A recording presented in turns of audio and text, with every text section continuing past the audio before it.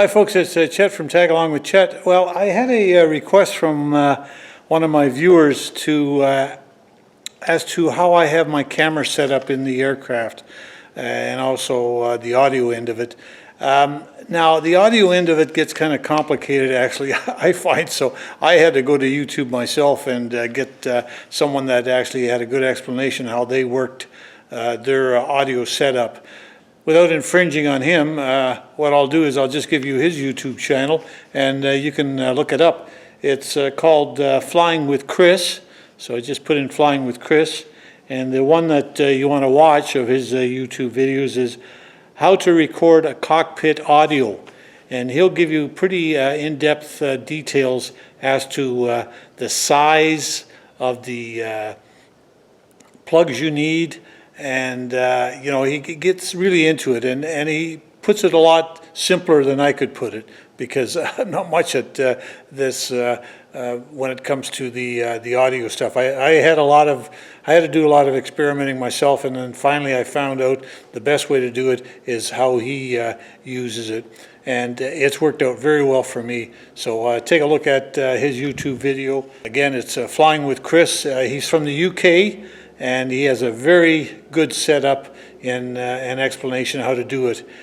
So just follow that one closely. Anyway, what I'll show you what I've done with mine to give you some idea how I get my shots for the outside and the inside. What I'm doing right now is I'm recording this on a Canon. Yep, it's a Canon video recorder. Let's get in the aircraft now and I'll show you how I've got my camera set up. First one I've got, which I can show you, is my Sony. This is my Sony camera. I'll give you the model. I'll leave the model numbers all below in the video description. But this is actually hanging from a, I think it's a Joby.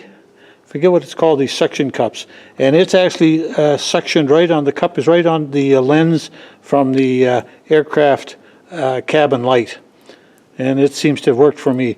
And of course it's got one of these goosenecks on it, so you can move it any way you want all over the place. So you just have to be sure that it's straight, or else you get a sort of a cockeyed video which I've had before.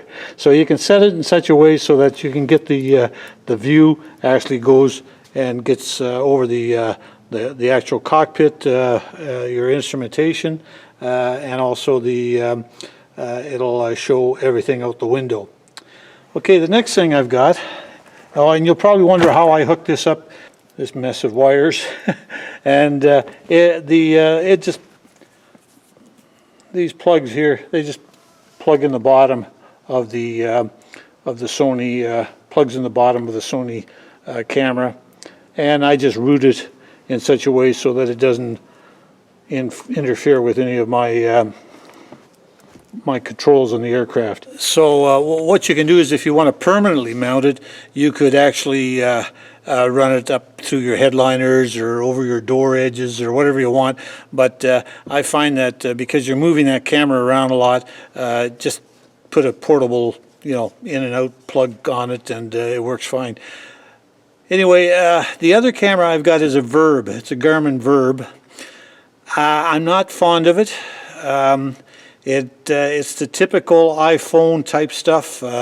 Anything to do with, you know, where you have to have special plugs and special this and special that. They have a problem with overheating. I never had that problem with my Sony, even though I used to have it up on the panel because I only had the one phone, or I only had the one camera. But I did buy the Virb because it was on sale, and I thought I'd give it a try. It's a good camera as far as quality of pictures go for the money, but I still think that Sony outperforms with the reliability of it. Anyway, this is how I've got my Virb mounted, and it does all my shots forward out the window. It's mounted in there permanently. Not permanently, you can take it out, but it's kind of a pain in the butt trying to put it in and out. And if you buy a Virb, you'll find out the problems. Anyway, I'm not just, I find it's a problematic camera. It has these little things in it. As soon as you plug in anything, it says, "Oh, what'd you do? What did you just plug in? Was that a video thing, or did you put in an external mic, or what'd you do here?" And then you got to tell the thing what you did by hitting this button and that button. And then again, the plug is totally different than anything else that you ever buy. It's almost like it was when they had beta and VHS way back. You know, I wish these industries would just get together and have one main plug instead of having their own individual ones. Anyway, this is the way I have it. Okay, I'm going to show you this through the window. Hopefully it's going to work out, because if I have to show it another way, I got to take it all apart again. Okay, so this is the camera Virb, or the Garmin Virb, and it sits right on top of my panel. And you'll notice that mess of wires that comes out the back end of it, this big thick wire, because that's the plug they use for the audio in. And as soon as you plug that in, it says, "Hey, what would you just do? Is that an audio out, audio in? Is it an external mic? What is it?" You know. So whereas with Sony, it doesn't matter. You plug it in a mic thing, and it's a mic. It's an external mic. Other than that, it's the internal mic. Anyway, this is how it sits. Okay, on my dash, and it points forward. There you go. And it just sits there. Over here is your multi-plug input for all various cameras. So there's 5 different cameras you can plug into this. So the Garmin here is plugged into it, the Garmin Virb. Also my Sony is plugged into it, the one that's hanging from the ceiling. And then the one that I've got in my hand is also plugged into if I want to use it with the ATC audio. So it comes out of this phone jack right here. Okay, but you'll notice it's a reducer. So it's actually a reducer that fits right in the end of the, you can buy these plugs just like this. Plug it into your normal phone input from your headset, and now it's getting the audio from your, not from any mic, you don't need the mic end of it, but your phone. Then you plug this one into it, and that goes through here into the 40 decibel attenuator, and then that goes into your multi-plug for any other cameras that you might have.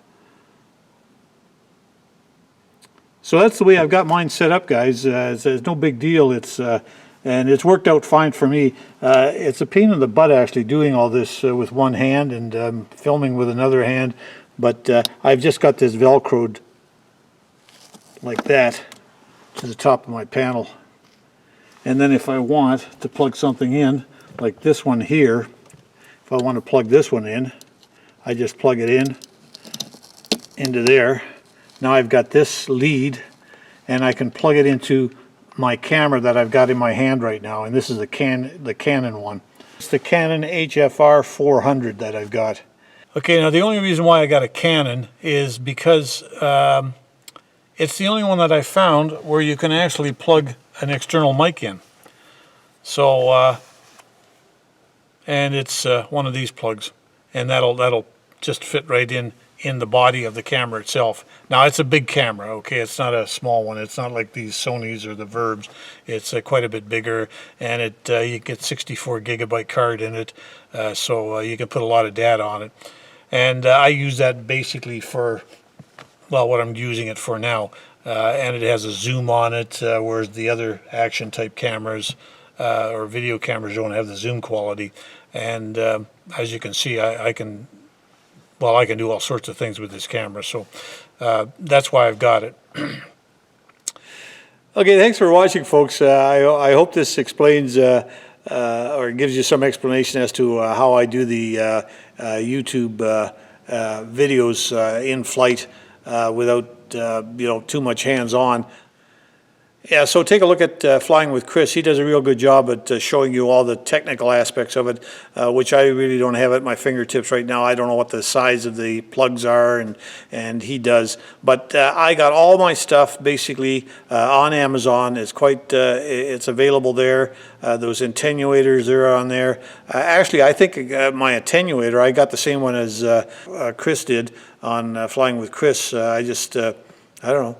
I forget what it cost me, 20 bucks or something like that, but it really made a difference. I can tell you that right now. If you look at some of my earlier videos, it was very harsh, the audio, and then once I got that attenuator in there and I got the 40 decibel one, it did just did wonders. So anyway, thanks again, Chris. I hope this helps your YouTube videos out a bit. Anyway, folks, thanks for watching. I'll see you on the next one. Oh, by the way, I did go flying today, and it was wonderful. I got to take my winter kit off again because it was up to around, well, 6,000 feet, 6,500 feet. It was up to about 17 degrees. So I just can't believe it. And here we are in the middle of December just about. So anyway, thanks for watching. And, you know, click on that right-hand bottom there. You'll see subscribe button, and just click that. And don't forget to hit the bell, and I'd appreciate it. We'll see you on the next one. Bye for now.